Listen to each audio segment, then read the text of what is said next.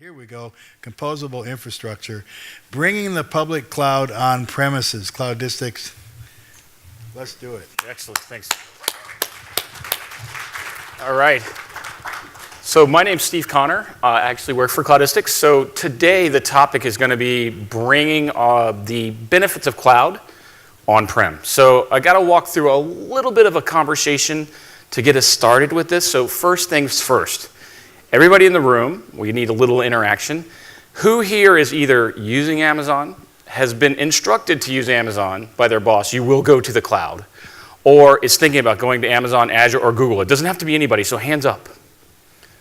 All right, and if you're not putting your hands in the air, you're probably either on your phone or lying, because we're all looking at Amazon, Azure, or Google at some point in time. So the cloud is there, right? As Roger said, we're paying attention to the cloud. It is part of our life, and it's use case specific. When we look at cloud providers, though, a lot of times we get stuck in that Azure, Amazon, Google, and I'm going to walk through those specifically. But what are cloud providers? Those are absolutely cloud providers, but so are these, right? We think about Office 365, we think about Salesforce, and those guys are absolutely there. And then we think about SAP HANA, those guys are playing in this. And the reason I bring up this slide is because the reason we are in the cloud is not necessarily because of a mandate of our boss or because we just wanted to go there. It's because the businesses have driven us there. So the first couple of slides I use is to frame up how we got to where we are. And ultimately that will drive us to the attributes that we want to see when we make this journey. So the cloud, if you've gone to the cloud, that sucks for you, because it's not a destination, it's a journey. You're gonna have a company need. You're probably gonna be in an IT environment where you've exhausted something that you just can't deliver anymore. Maybe you can't scale to a certain extent. Maybe you just can't keep up with your developers' needs. They're just moving too fast for you. And you've now said, the CXO, that CIO, CTO has said, we're going to the cloud. So as you go along, you're going to start doing some analysis. You're going to say, okay, what does the cloud give me? If you guys are keeping up with Amazon like I do, some cool things out there, right? Lambda's just came out in the last few years. It's serverless. Really, really cool. A lot of lock-ins. So you got to start thinking about what you're going to do with those things. Then you start looking at what's the trade-off. I mean, this is a business conversation that we're going to have here, not necessarily just a technical conversation. So what is it going to look at from a CapEx, OpEx standpoint? If anybody has gotten into an Amazon footprint before, and I saw all the hands go up, really cheap to get in, but not necessarily the most cost-effective thing to stay in. We've been talking to people around the conference, and I've heard $50,000, $60,000, $70,000, $100,000, $120,000 a month. And it builds up over time, and you have to pay attention to that. Then you go forward and start doing a TCO analysis, right? What is going to be my total cost of ownership? Because Amazon, and we'll talk about this in a few minutes, Amazon, Azure, Google, they are a great landing spot. There is still a lot of work that has to be done when you get in there, so it's not just the end-all, be-all for everything when you get there. You have to do work when you're there. Once you identify those workloads, it can go there. If they're bursty, perfect, that's great for Lambda. And if it's other types of workloads that may be fit for up and down type of scenarios, awesome. But you identify those workloads that are fit for the cloud and move them and start the process of getting them going there. You start looking at those ROIs and TCOs, and there are companies like Netflix that do well in the Amazon worlds. And then finally, instead of going to the cloud, you start looking at cloud-like outcomes. So now you're looking at things like, how do I spin things up faster? How do I do things that are going to be, multi-purposes, services-oriented, and things like that? And this is the path that we all follow. Now, we may not do it as logically as this, but we're doing it in our heads. So with that, we're going to walk through how we got to the cloud and some of the directions that we want to take when we're looking at the pros and cons associated with cloud architectures. So everybody cool? Excellent. So how did we get here? So as a vendor, so I make a product, I make a software product. These are the four pieces, the four horsemen that spell my uncertain doom. When the cloud first came out, I remember talking to some resellers, and they were told that the cloud is going to be the end of them. This is apocalyptic. You're not going to be in business anymore. So developers were the primary guys that brought the cloud into existence. And the first horseman that really caused them to move to the cloud, speed. These guys are working in agile development environments. They have to move in scrums and sprints that are in days now. And as an IT guy, they would come to me and I'd say, you want a virtual machine? That'll be 6 weeks. It could be a couple of months. I can't deal in the times that you want. So they said, okay, Amazon I can do this in a matter of minutes. So I'm going to make that decision and move out there. They also wanted some level of control back in their lives. As a developer moving into a DevOps type of environment, I don't want to rely on that IT guy, so it makes sense to go into an environment that I can control. Amazon, Azure, Google, all API driven. It gives me the ability to make decisions on my own and control things in code, which gives me a lot more flexibility as a developer. I also see this as being a lot more simple. Right? In an Amazon world, Google world, I don't think about computers or storage controllers or a lot of the complexity that goes in infrastructure. To me, it's just resources. As a developer up there, I can just say, I need this much, and this much, and I'm done. So it comes into how easy it is to use those things. And then lastly, cost. When you look at Amazon and you look at that C4 large instance, it's 10 cents an hour. It's cheap. A whole day is a Starbucks cup of coffee. I can get that one instance and rock and roll, and I can whip out my credit card and pay for it. So they don't think about what it's going to look like over a span of months, but to get started, these guys are what the developers are paying attention to and how we got started in moving to the cloud. So what are the salient characteristics that drive these things? What makes Amazon Amazon, and what makes it so that those horsemen exist? One, it's self-service, right? In order to be a cloud, you have to have the ability for the users to do what they want to do when they want to do it. You also have to have broad access. So in an environment, whether it's on-prem or off, you have to have the ability for everybody to be able to access at any point in time whenever they want. So all the constructs to be able to get into it have to be accessible. It has to be shared. This is a key that I think a lot of people lose, especially in my industry where we're selling products. The idea of tenancy is key to all of these cloud services. Amazon is a gigantic public swimming pool, and we're all sharing it. So being able to share resources and expand those resources and live in a multi-tenanted world is an absolute requirement for being a cloud. If you can't do that, you're just basically, you're not a cloud. Elasticity is the ability to go up and down, obviously. Amazon is unlimited scale, at least that's what they tell us. If you read the regs from time to time, they may break in the European scopes there once or twice. They've ran out a couple of resources. But it's elasticity. It gives that developer the ability to use what they want to use when they want to use it. And then lastly, it's metered and measured. So they want to only pay for what they're going to use at any given time. And these aren't things that I made up. This is defined by the US government. This comes directly from NIST. So these are the attributes that we as a community have adopted as what makes up a cloud. And if you think about Google, Amazon, Azure, Salesforce, any of those clouds that I picked up at the beginning, that's a pretty good definition of what those guys provide from a framework standpoint. Now, when we look at what we have from an infrastructure standpoint, my world, when we look at what's available out there, when I build the idea of infrastructure, that's not it. So when you do a traditional converged architecture, that doesn't scream simple. It doesn't scream easy. It doesn't scream fast. I mean, if you guys are all probably technical people. If you've ever stood up one of these things, it doesn't span up in minutes. It's a multi-month project here. I've spent a lot of times in the FlexPod and VBlocks world in my technical time, and this is just, my boss calls this the tiers of tiers. So you've just got to kind of brute force your way through this. So you can do it, but it's not going to be a cloud. It doesn't have all the attributes. Now, we've made some advancements in the time frame over the last 5 years. The last 5 years have been really, really great with helping us advance into this space. And the guys in the hyperconverged world have really helped the private cloud side of the house get us to where we need to be to almost define a cloud. They've given us some simplicity, a lot of simplicity. They've given us the ability to do incremental scaling, but they don't attack the metering and measuring capabilities, and there is no tenancy in this footprint. So it's really challenging to define this as a cloud, and it's still disjunct pieces. So we're close. We're close, and part of the conversation for me today is going to define how I believe inside of the private cloud infrastructure, there are options in the world today that will actually get us the whole way there. So everybody cool with that slide? It's pretty much today's world.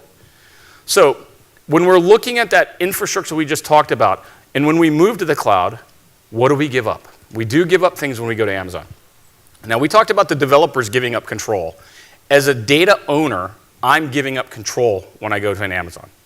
If you've ever gone to Amazon and asked them for your data back, good luck. They're not going to give it back to you.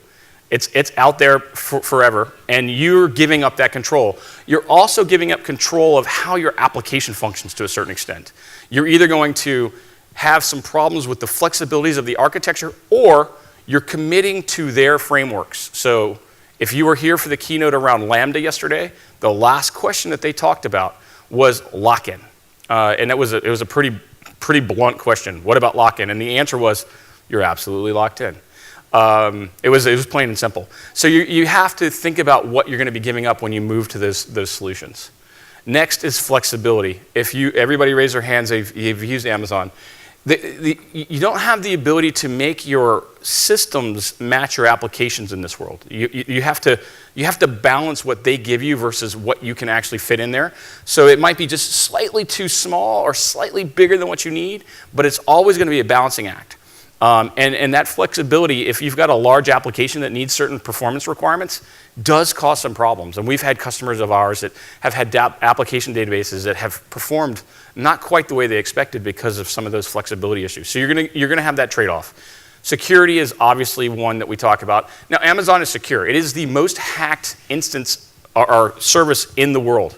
If you've ever done any security analysis around who's the most hacked in the world, it is the Department of Defense first and then Amazon second. Now, but what that does for us is I always like to use the analogy of a swimming pool. It is a gigantic, well-chlorinated swimming pool. That's awesome, right? We can get in and swim around, but I have no clue what's going on next to me. So the guys next to me could be chicken fighting. These guys over here could be doing some sort of noodle fighting, and that could have a big impact on me as a swimmer. So when I get in there, as an Amazon user, I'm responsible for the rest of my security. And there can be impacts across that pool that are going to have a negative impact on me. So if I don't pay attention to that, and I think Amazon's going to do it for me, I've given up a large focus on my own security. So the net error is you have to pay attention to this. It's not just something you can give up. And you have to change the way you do security. In Amazon, if you're a government user, they don't export syslogs. So it is a requirement of the federal government that you actually be able to get your syslogs back. You can't do that in Amazon. So you've just violated one of the requirements of FSMA.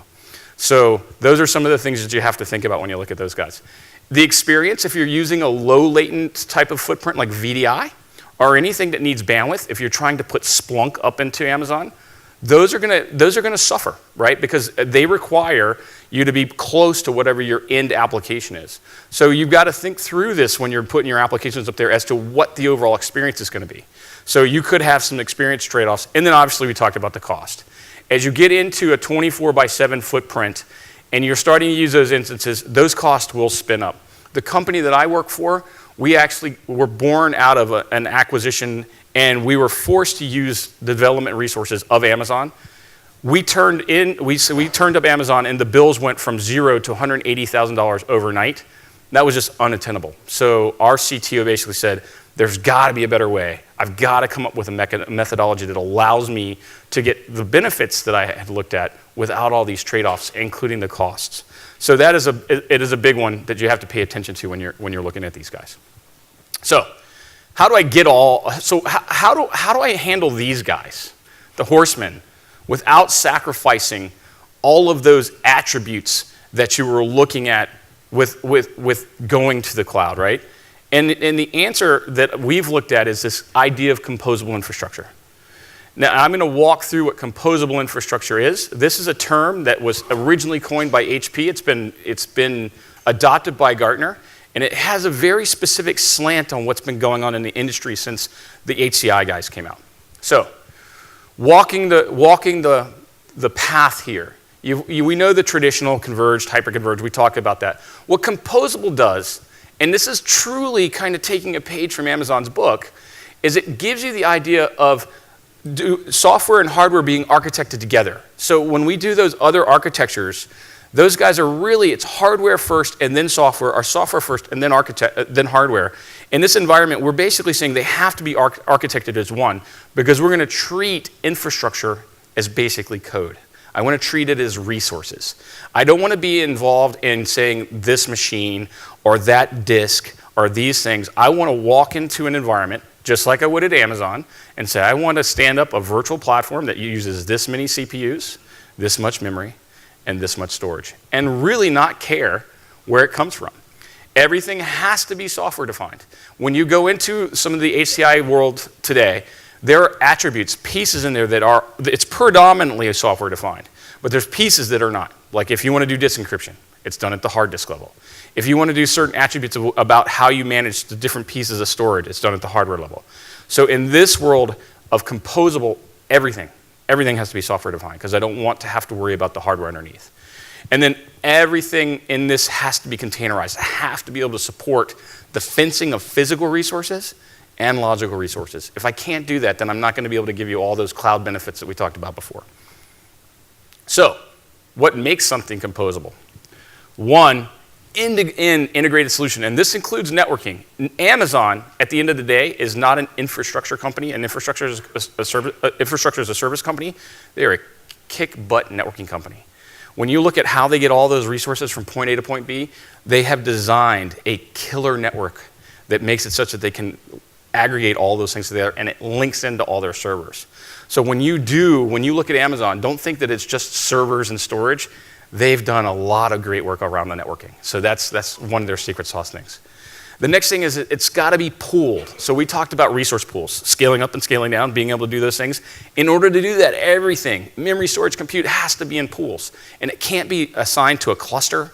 It can't be assigned to a physical unit. It has to be done in logical resource pools. Software-defined everything, we talked about that. Integrated microservices. So the world of microservices is really starting to come around. So in that platform, just like Amazon, Amazon has right now 153 published microservices. So in here, we have to have the ability to do published microservices as well. So a composable platform will have those things too. End-to-end self-service capabilities. This is having, when you get into tenancy, having the idea and having the ability to have one user have one view of the platform and have another user have a different version of view of the platform. So a God user may be able to do everything, where a DevOps user may only be able to control virtual machine assets or resource assets. And end-to-end integrated security, I gotta be as good as Amazon, but preferably better. So I wanted to be able to do data encryption at rest, be able to do a lot of the logging things that you would not expect to see there.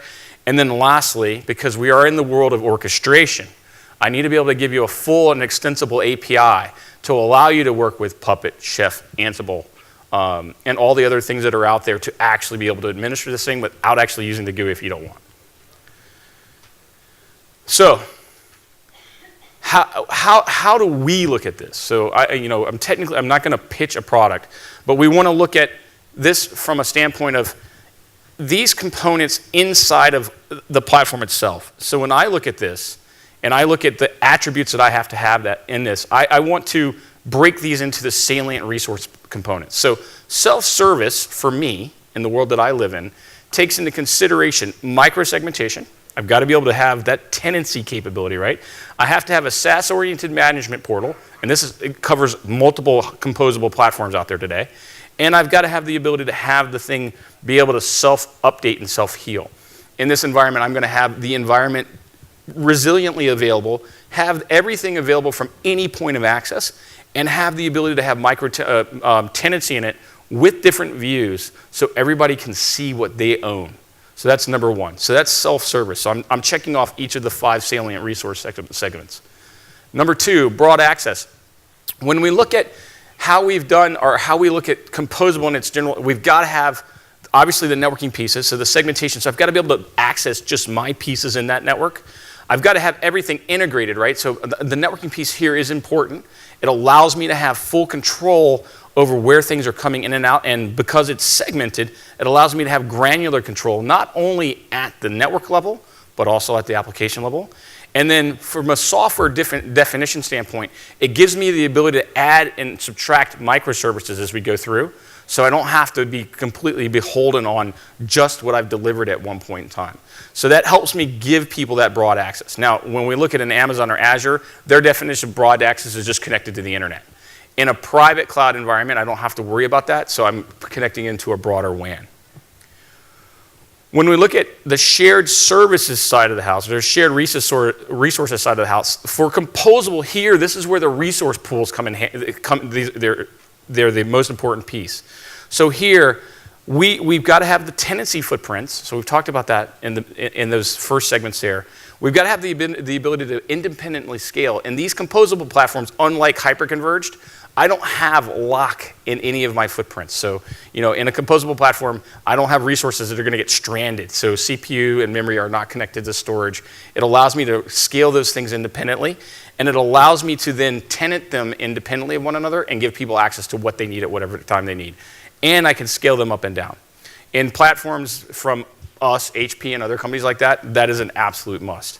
When we look at elasticity, you have to have the ability to do two things. You have to have the ability to add components and have them automatically be able to subtract without impacting the performance of the application. So in our world, we actually have the ability for those things to come out and then oversubscription to start automatically, just like Amazon. So in that world, you want to have that elasticity capability, and that's done through the software definition and the resource pooling. And then lastly, measuring and metering. So in a world where you're going to have a cloud on-prem, you will ultimately want to do things like charge back and show back. That's been promised to me for a decade. In the world of these composable things, because we are looking at a resource orientation, I can now pull that data out at a CPU level, at a memory level, at a disk level, or, basically what you're consuming, and spin that back to your consumers. So that could be your developers, it could be your finance team, it could be your operations team, it could be whomever. And by using the attributes that are built in, that self-service portal, I can now spin out basically reports of what's being consumed. So that gives me the ability with a composable platform to present to your users consumption models, basically. So all that tied together matches in and gives you all the salient attributes that you would need to meet a cloud. So if that makes sense to you, you have now with these composable architectures the ability to take all the salient attributes that we talked about in the beginning for cloud and put them on-prem. So, quick summary. I'm going to try to leave a few minutes for questions here at the end. So, by using an on-premise cloud platform like a composable footprint, I can give you these things back. I can get a platform like this. If you're working with one of these platforms, I can bring that speed, control, simplicity, and cost to your developers. These things set up in a matter of hours, and they're deploying resources in a matter of hours. So in those things, you'll have things like marketplaces where I can actually deploy from templates that are predefined by the vendors. So I don't have to worry about rolling my own and things like that. So as a developer, that gives me that speed and control that I want by having the tenancy footprints and being able to do my own thing and not have to go beg from the IT guy. It also is very cost effective. When we look at these platforms, when you compare them to Amazon, you're going to see that they're going to generally, from a virtual machine to virtual machine standpoint, be in the neighborhood of about 50% less per virtual machine and give you certain performance characteristics that you can't get at Amazon. And by going on-prem, just by the nature of going on-prem, and using these composable platforms, you will gain all these back because you're not going to the public cloud. So control, flexibility, security, experience, and cost are now all back in your control, and you're not sacrificing any of those attributes because you've now pulled that back on-prem. So to close it out, the idea here is by using platforms like this, and there's various different vendors, we're one of them, you can actually get all the attributes that you would expect from an Amazon, Azure, Google, from a simplicity and ease of use, and all those salient characteristics, and actually bring those things on-premise. And that's why we say we think that we can actually get you to where you can get all the cloud benefits without suffering the drawbacks that you've experienced in the past. So with that, I've got 5 minutes left. The booth there is wrong. We're at 208 if you want to come by and see us. And I'll open it up for any questions that you guys might have.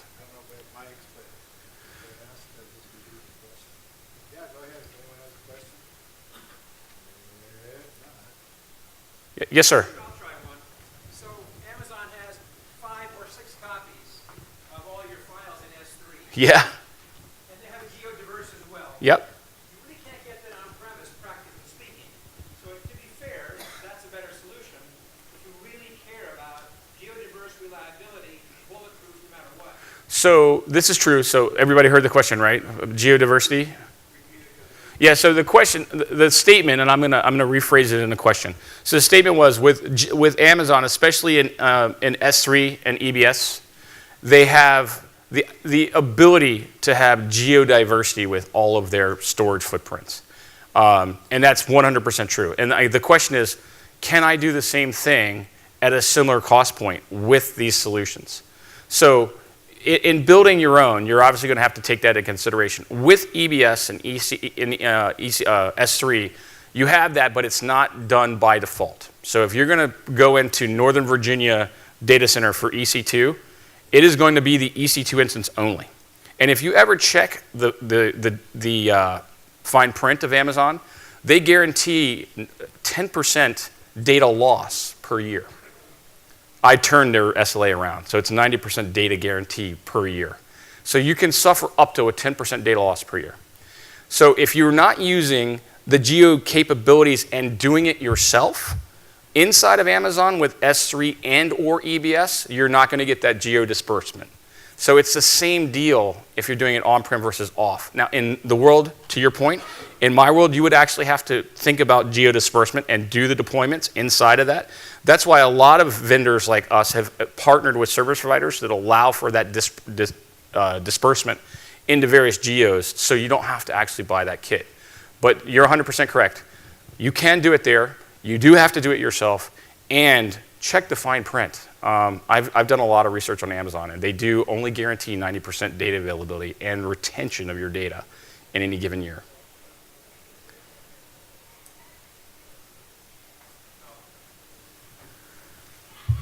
I don't think I'll ask a question, but I was going to say, if you don't believe him, you just gave them, if we could go back one slide, we'll see how to contact them and where you guys are. Yeah, we're 208, booth And 208. the show floor is open again, Perfect. so Steve's going to run over there, and you guys run over there. Thank you, Thanks everybody. a lot. Appreciate it.